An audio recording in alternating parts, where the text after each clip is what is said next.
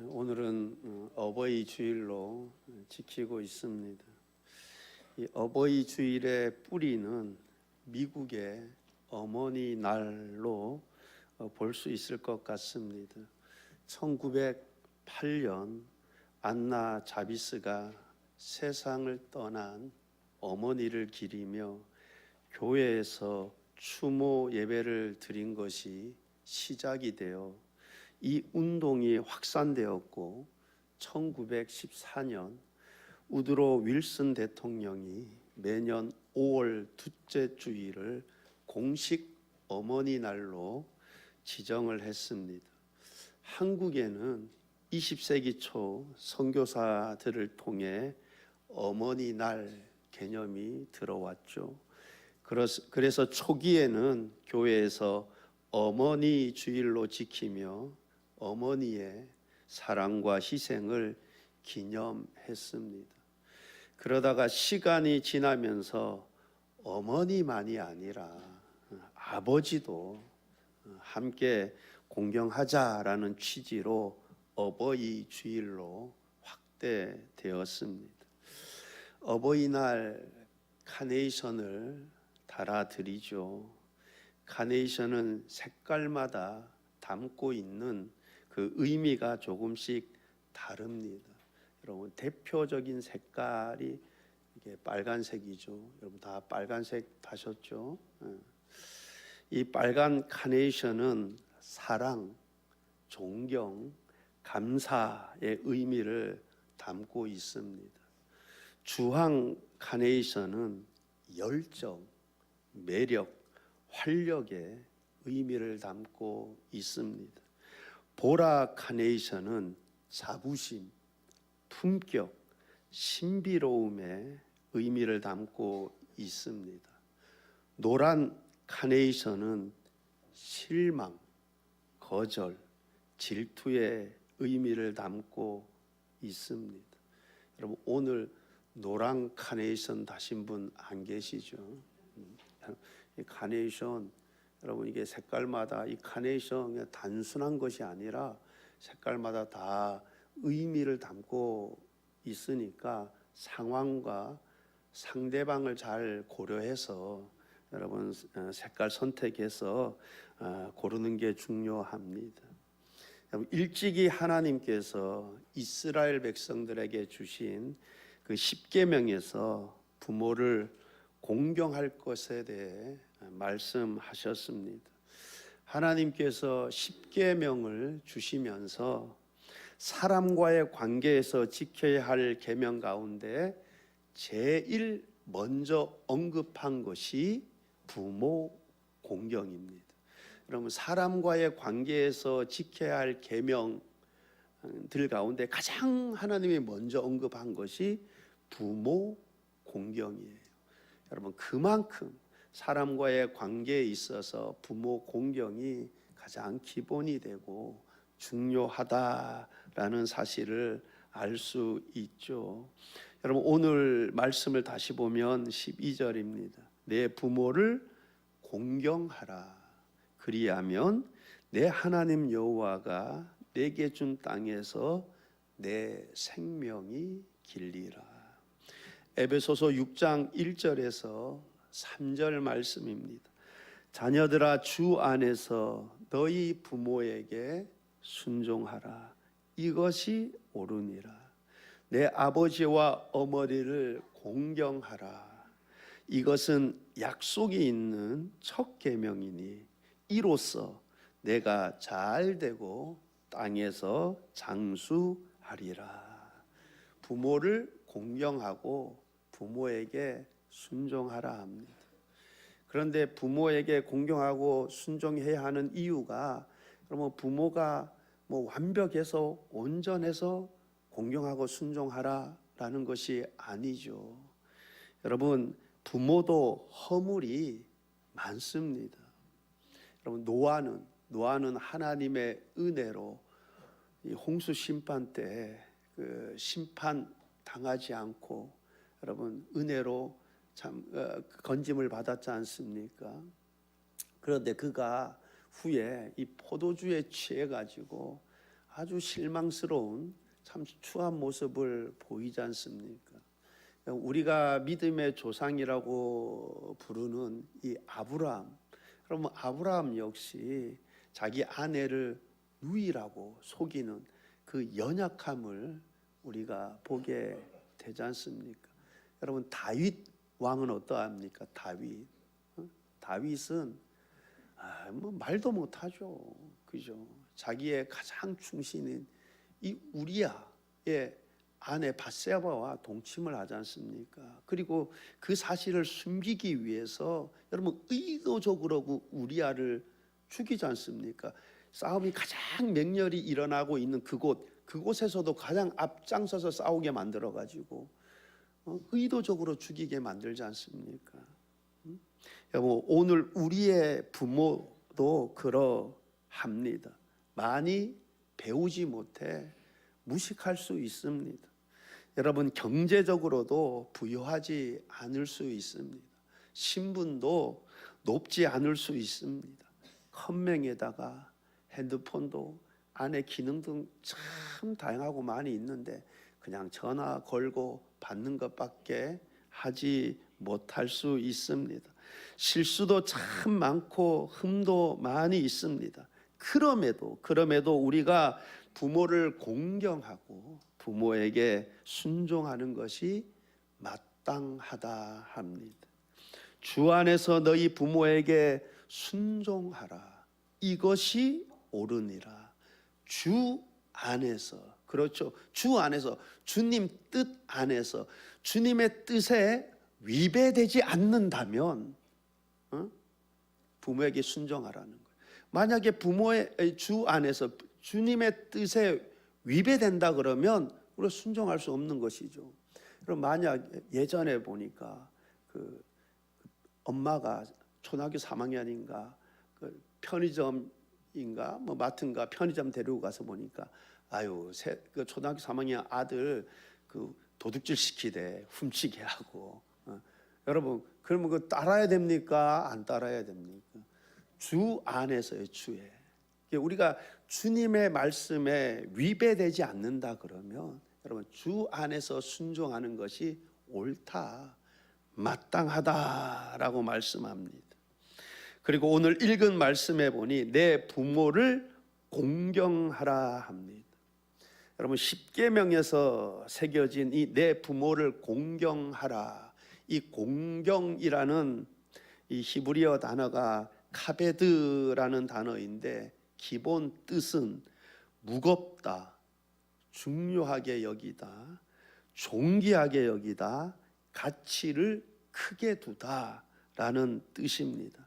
즉 여기서 공경은 단순히 부모를 대할 때 예의 바르게 대하는 정도가 아니라 부모를 무게 있게 여기고 존귀하게 대하라, 귀하게 존중하라라는 말씀입니다.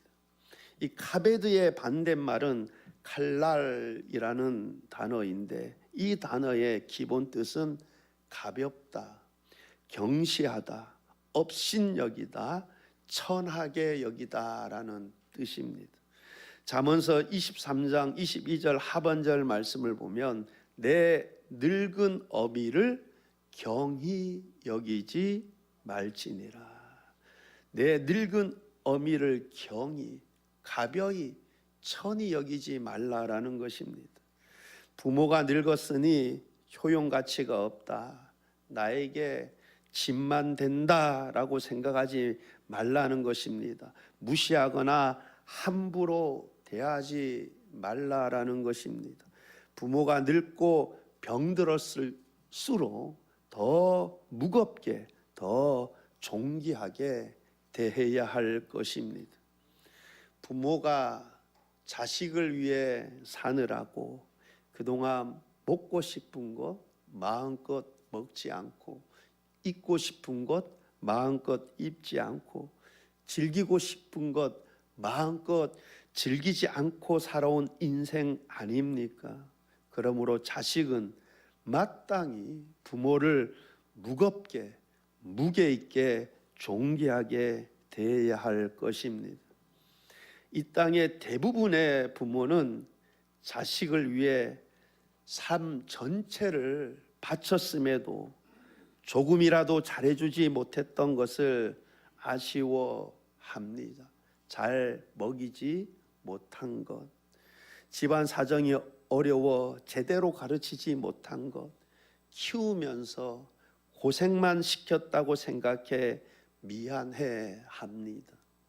그런데 이런 부모의 마음을 헤아리지 못하고 가난하게 살았다고, 많이 배우지 못했다고, 많은 재물을 물려주지 않았다고 부모를 원망한다면 그는 부모를 슬프게 하는 사람이요, 부모를 모욕하는 사람이요, 하나님의 말씀을 거역하는 자입니다. 사실 우리가 조금만 깊이 생각해 보면 자식이 스스로 밥을 먹지 못할 때 부모가 먹여주었다면, 스스로 대소변을 가리지 못할 때 부모가 가려서 자식을 키웠다면, 이제 부모가 늙고 불편해 하실 때 당연히 자식이 부모를 복양해야 함이 마땅하지 않겠습니까? 보면 부모를 무게 있게 대하는 사람이 있는가 보면 부모를 가볍게 업신 여기는 사람이 있습니다. 성경은 부모를 어떻게 대하라 말씀하고 있습니까? 가볍게 업신 여기는 것이 아니라 무겁게, 무게 있게 존귀하게 대하라 말씀합니다. 그리하면 어떤 약속을 주셨습니까? 내 하나님 여호와가 내게 준 땅에서 내 생명이 길리라. 이로써 내가 잘 되고 땅에서 장수하리라. 그러므로 잘 되기를 원하십니까? 그렇다면 부모를 무겁게 존귀하게 대하시기를 바랍니다. 보면 잘 되는 사람이 있는가 하면 잘 안 되는 사람이 있습니다. 그럼 돈 버는 능력도 하나님이 주신다 말씀하셨습니다. 형통케 하시는 분도 하나님이십니다. 그러므로 잘 되는 최고의 기름길은 무엇입니까? 하나님 말씀에 순종하여서 부모를 무겁게 존귀하게 대하는 것입니다. 그가 하나님의 약속대로 잘 되는 인생이 될 줄 믿습니다. 우리가 잘 살아보려고 얼마나 노력을 많이 합니까?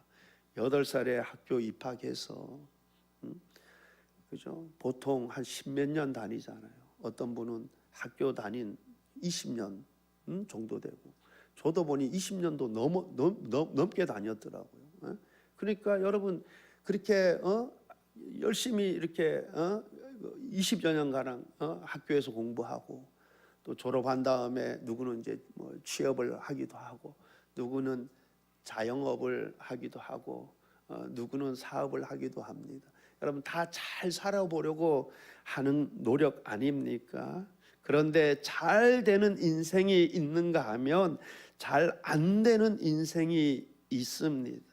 잘 되기 원한다면 부모를 무겁게, 무게 있게, 존귀하게 대해야 할 줄 믿습니다. 부모된 우리가 우리 자녀들 잘 되기를 바라죠. 모든 부모의 마음이 그러할 것입니다. 자녀들이 잘 되기 바라죠. 그래서 피같이 번 돈 좋은 대학에 보내기 위해 비싼 과외비에 투자합니다.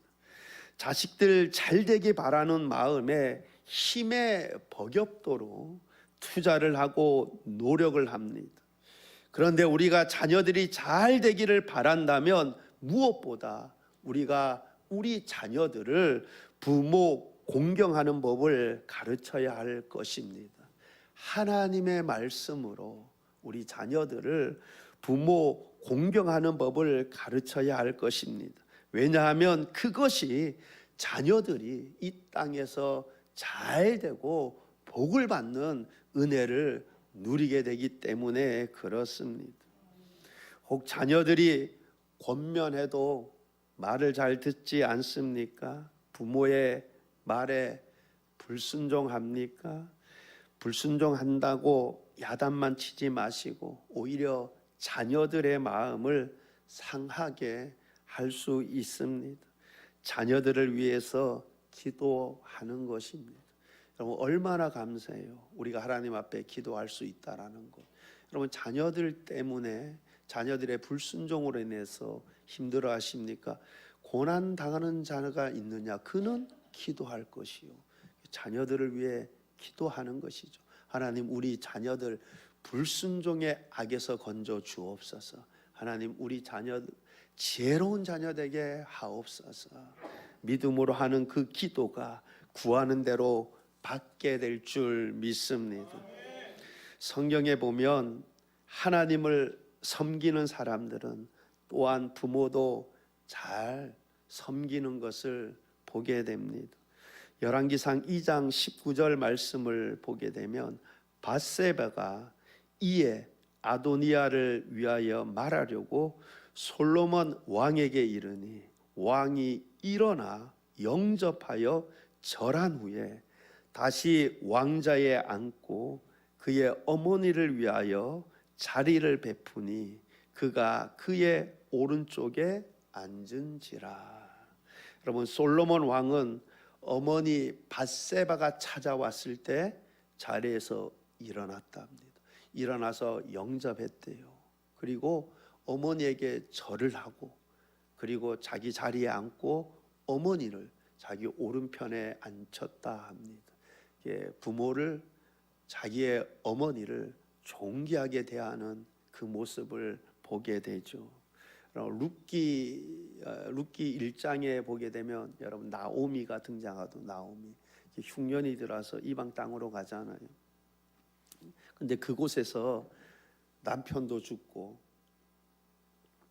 두 아들 말론과 기론도 죽고 이 아들 두 이제 또 며느리가 있는데 남편 죽고 두 아들 죽고 며느리 중에 이 오르바는 자기 어머니 집으로 돌아가고 근데 룻마저 돌아간다면 이 나오미는 남편 없죠. 두 아들 없죠. 아무도 없는 거죠. 룻마저 떠나면. 나이는 많고 외롭고 참 깊은 절망에 빠졌을 텐데 여러분 이 룻이 이렇게 시어머니에게 이렇게 말을 하죠. 어머니께서 가시는 곳에 나도 가고 어머니께서 머무시는 곳에서 나도 머물겠나이다. 어머니의 백성이 나의 백성이 되고 어머니의 하나님이 나의 하나님 되시리니 어머니께서 죽으시는 곳에서 나도 죽어 거기 묻힐 것이라. 만일 내가 죽는 일 외에 어머니를 떠나면 여호와께서 내게 벌을 내리시고 더 내리시기를 원하나이다. 만일 내가 죽는 일 외에 어머니를 떠나면 룻이 늙고 아무 소망이 없는 시어머니 내가 절대 떠나지 않겠다 그럽니다. 여러분 그가 그 이후의 이야기를 보면 여러분 유다 집안의 그 유력자 이 보아스와 결혼하게 되죠. 그래서 아들을 오벳을 낳고 오벳이 또 이새를 낳고 이새가 다윗을 낳죠. 룻이 이 메시아 계보에 들어가요. 그래서 여러분 마태복음 1장에 보면 마태복음 1장이 무엇으로 시작합니까? 예수 그리스도의 계보, 예수 그리스도의 족보가 나와요. 거기에 보면 룻의 이름이 들어가 있습니다. 요한복음 19장을 보게 되면 예수님께서 십자가에 달리셨을 때 곁에 있는 육신의 어머니에게 여자여 보소서 아들이니이다. 이 번역을 여자여라고 해서 이거 너무 무례하게 어머니를 부르는 게 아닌가 이렇게 생각하기 쉬운데, 여러분 이 단어는 귀나이라는 단어인데 이게 굉장히 이게 존중한 표현입니다. 근데 이게 번역을 하다 보니까 그렇게 번역을 했는데, 여자여 보소서 아들이니이다. 자기가 사랑하는 그 제자를 가리켜 여자여 보소서 아들이니이다. 그리고 그 자기가 사랑하는 제자 요한을 말하는 거죠. 요한에게는 보라 내 어머니니라.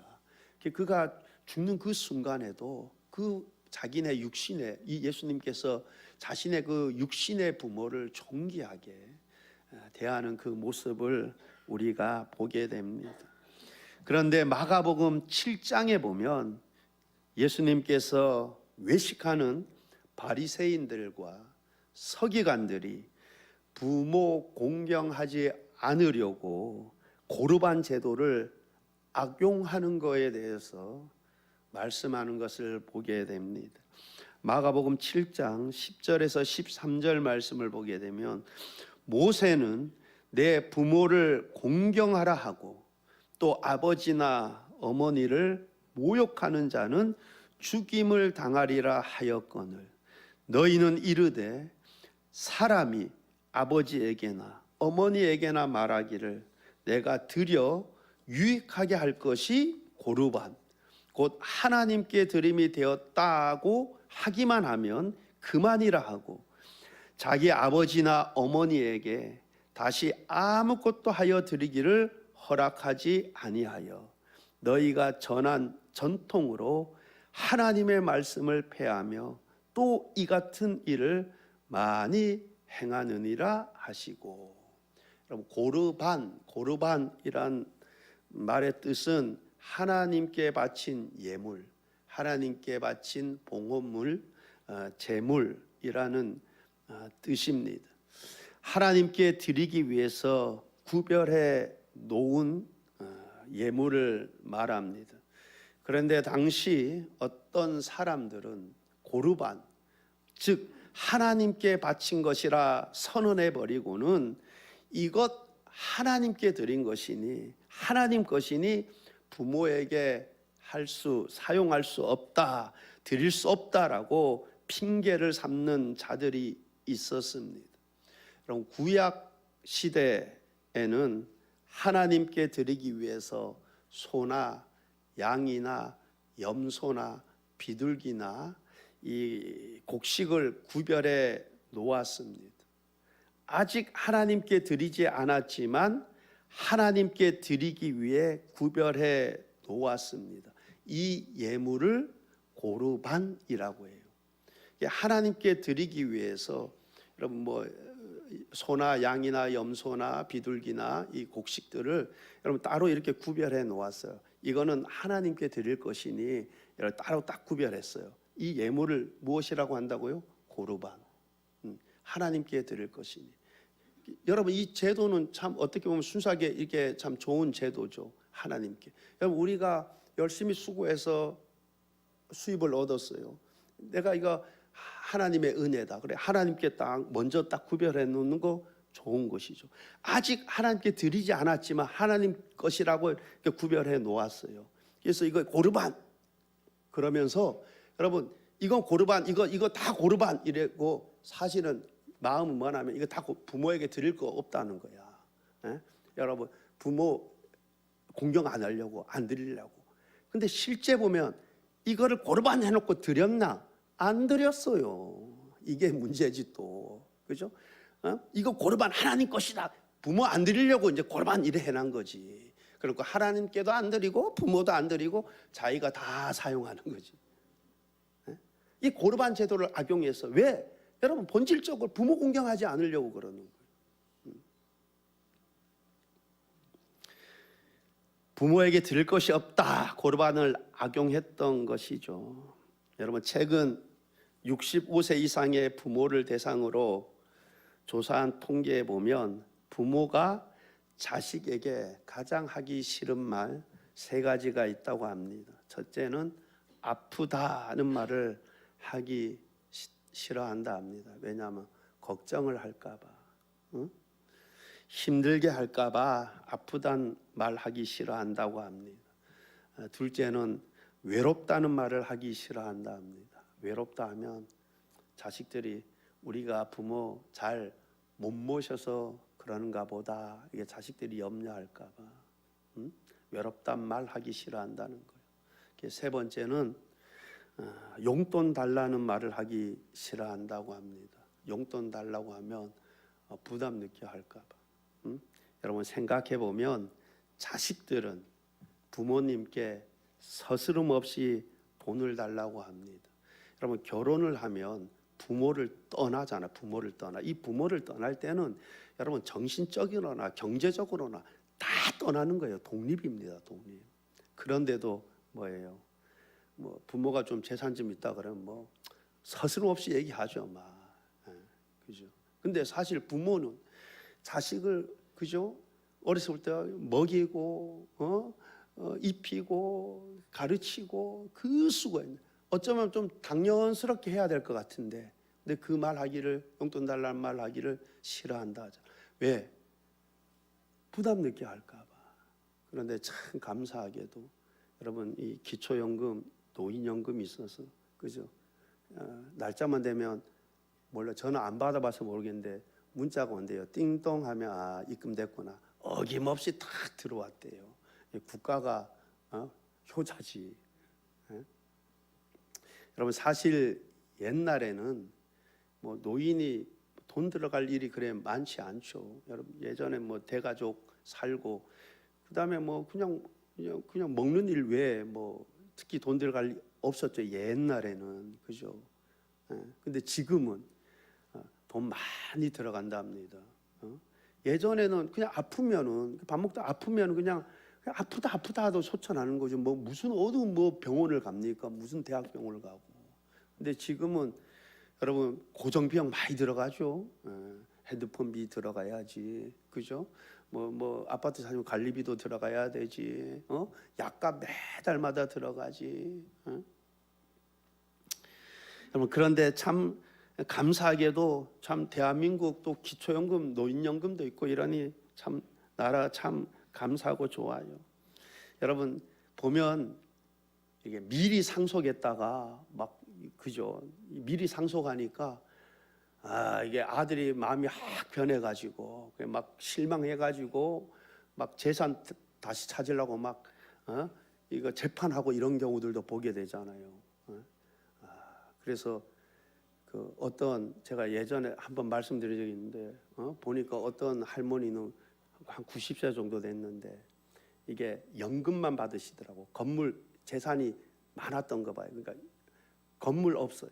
건물로 가지고 있으면 자식이 빨리 안 죽나 그런데 그거 이제 받으려고 이제 빨리 안 죽나. 근데 있잖아요. 건물 하나도 없고 연금만 매달 한 1,000만 원 정도 나온대요.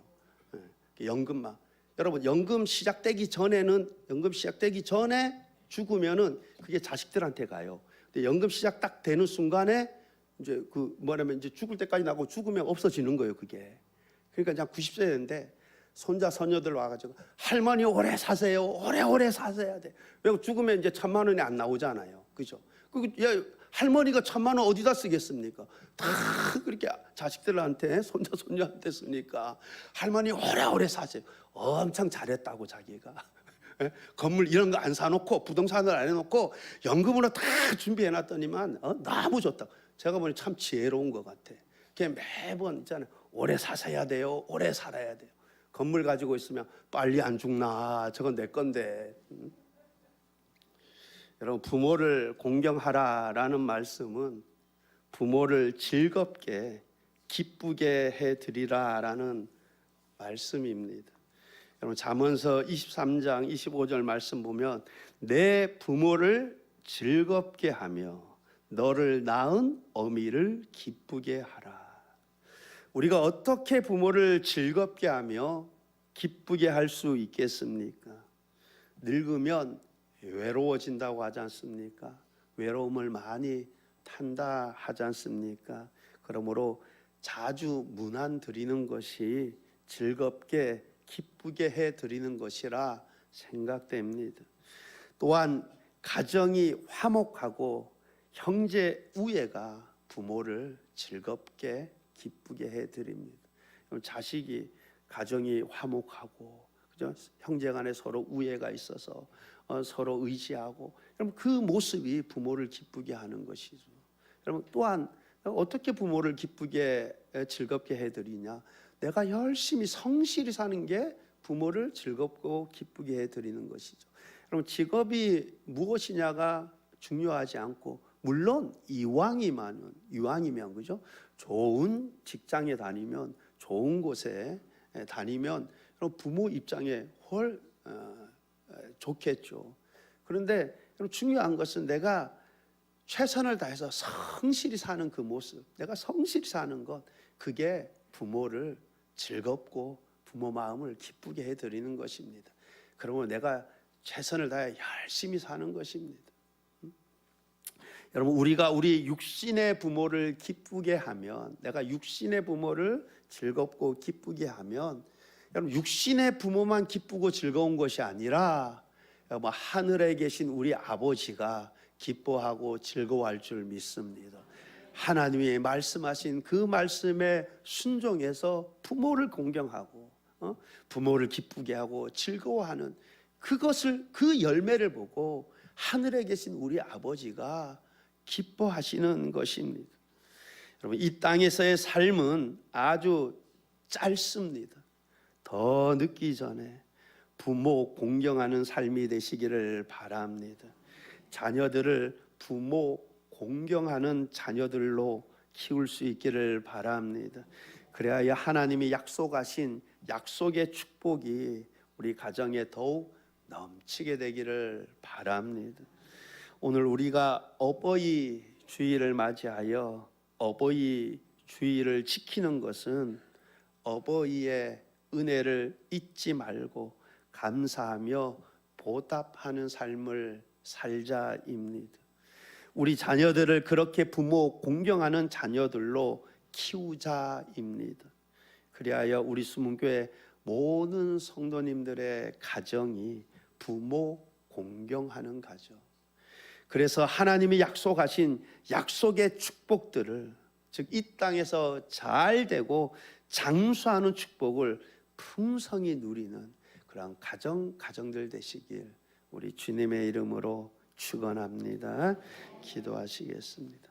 좋으신 하나님 아버지, 우리 수문교회 모든 성도님들의 가정이 참 부모 공경하는 가정 되게 하옵소서. 그래서 성경에서 약속하신 우리 주님, 하나님이 약속하신 하나님, 이로써 땅에서 잘 되고 장수하는 복을 누리는 가정들 되게 하여 주옵소서. 감사드리며 예수님 이름으로 기도하옵나이다. 아멘.